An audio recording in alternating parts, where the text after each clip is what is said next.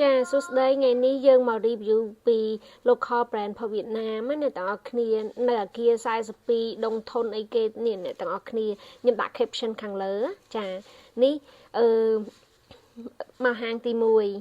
ខ្ញុំមកមើលកៅអៅអីហាងនេះស្អាតអ្នកទាំងអស់គ្នាមានរបៀបសពុតខ្លីៗស្ទៀវណាទាំងអស់គ្នាចានេះម៉ូតផកគេសពុតខ្លីៗមានកៅអៅ sexy អីមាន